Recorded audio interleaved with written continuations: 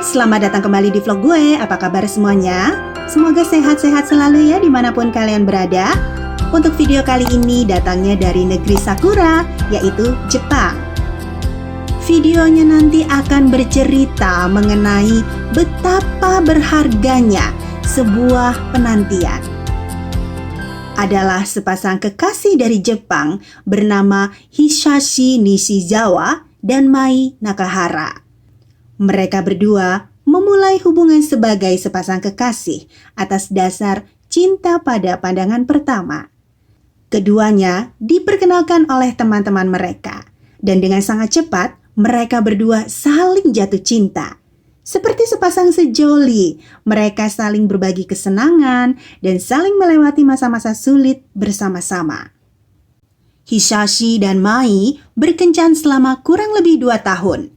Setelah 2 tahun menjadi sepasang kekasih, suatu hari di dalam suasana yang sangat romantis, Hisashi duduk berlutut untuk melamar Mai. Mai terisak terharu sambil menganggukkan kepalanya, tanda setuju. Kemudian sesuai rencana awal, mereka berdua kemudian berencana menggelar pernikahannya pada tahun 2007. Semuanya telah dipersiapkan dengan matang. Namun, langit tidak selalu cerah.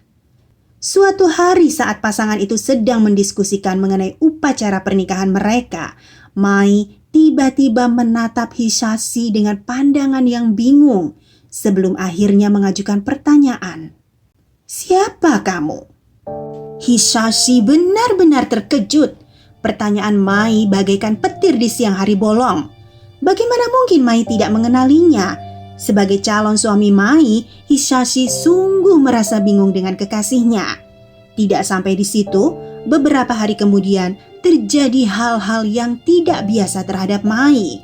Temperamen Mai menjadi tidak terkendali.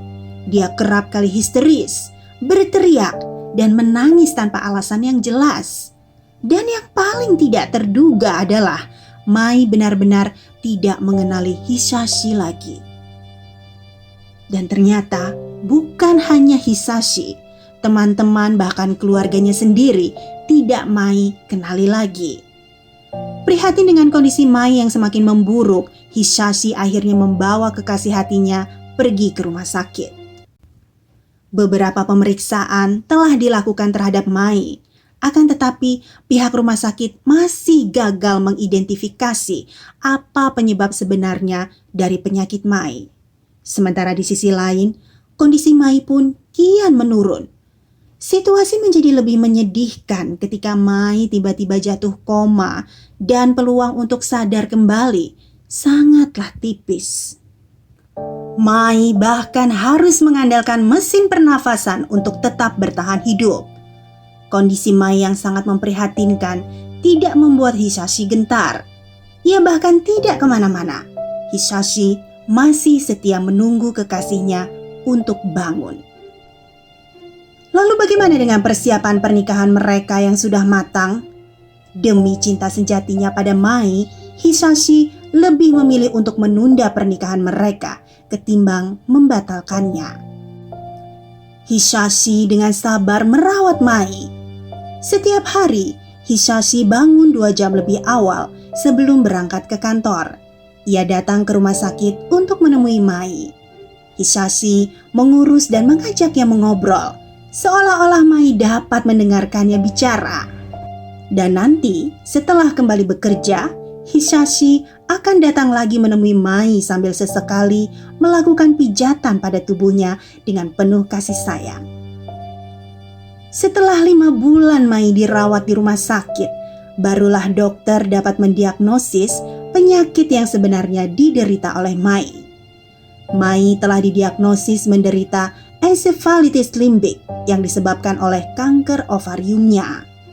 Karena pembentukan tumor di ovarium, antibodi yang seharusnya melindungi tubuh dari bakteri dan virus keliru menyerang otak seseorang. Akibatnya, si penderita akan berhalusinasi dan pernafasannya menjadi lemah. Setelah itu, keadaan tidak bereaksi akan terus berlanjut. Kasus seperti yang dialami oleh Mai ini dikatakan hanya terjadi pada 0,33 dalam 1 juta orang di dunia. Saat itu, dokter menyarankan untuk segera mengambil tindakan agar nyawa Mai dapat terselamatkan. Operasi ovarium Mai pun dilakukan dan syukurnya operasinya pun berhasil. Pasca operasi, Mai masih belum bangun. Merasa iba dengan Hisashi, ibu Mai kemudian memintanya untuk segera mencari wanita lain sebagai penggantinya. Namun, ia menolak melakukannya karena Hisashi terlalu mencintai Mai. Sambil menangis ia berkata, "Aku mohon, biarkan aku terus berada di sisi Mai. Aku masih ingin melihatnya lagi. Aku masih ingin mendengar suaranya memanggil namaku lagi. Percayalah, aku tidak akan pernah menyerah terhadap Mai." Setelah 529 hari Mai terbaring di rumah sakit, keajaiban pun terjadi. Mai siuman, namun masih dalam keadaan hilang ingatan. Hisashi pun masih bertahan. Jauh di lubuk hatinya, dia tetap merasa sebagai orang yang paling beruntung karena telah memiliki Mai. Dan hal itu yang kemudian membuat dirinya bertahan di sisi kekasihnya. Mai kemudian menjalankan berbagai perawatan dan pengobatan untuk penyembuhannya. Lalu, pengorbanan Hisashi pun untuk tetap setia bersama Mai tidaklah sia-sia. Meskipun Mai masih kesulitan untuk dapat mengingatnya, namun Hisashi merasa sangat senang dan bersyukur karena akhirnya Mai sudah bisa tersenyum.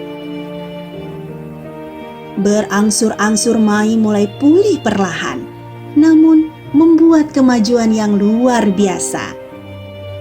Meski Mai belum bisa berdiri, Hisashi tahu ada harapan di depan sana. Setelah 1000 hari mendapatkan perawatan untuk memulihkan diri, Mai akhirnya diizinkan pulang dari rumah sakit. Tapi sayang kondisinya sudah tidak seperti dulu lagi. Mai harus menggunakan kursi roda. Hari demi hari berlalu. Hisashi membuka buku harian kehidupan barunya. 7 tahun kemudian, Mai telah jatuh cinta lagi kepadanya. Keduanya pun akhirnya menikah pada tahun 2014, tepat 8 tahun setelah hari lamaran Hisashi kepada Mai.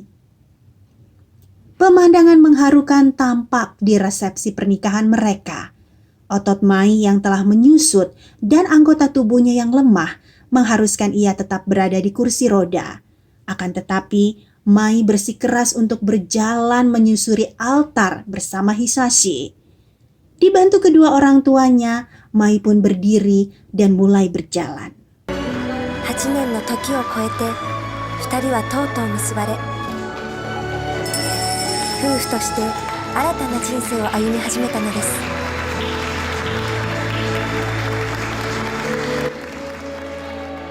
Kisah cinta sejati antara Hisashi dan Mai ini telah menginspirasi. Kemudian diadaptasi ke dalam sebuah film Jepang yang berjudul The 8-Year Engagement di tahun 2017 yang dibintangi oleh Takeru Sato dan Tao Tsuchiya. Saat ini Hisashi dan Mai sudah menjadi orang tua dari anak pertama mereka dan mereka hidup bersama dengan bahagia. Penantian selama 8 tahun dan cobaan yang sangat menyakitkan tidak mengakhiri cinta mereka, tetapi justru menjadi semakin kuat dan semakin dalam.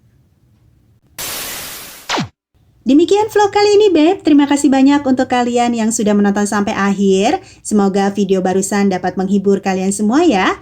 Jangan lupa untuk terus dukung channel ini dengan klik like-nya, kemudian komen-komen, di-share yang banyak, dan pastinya jangan lupa untuk klik tombol subscribe-nya. Sampai ketemu lagi di video-video selanjutnya. Bye now!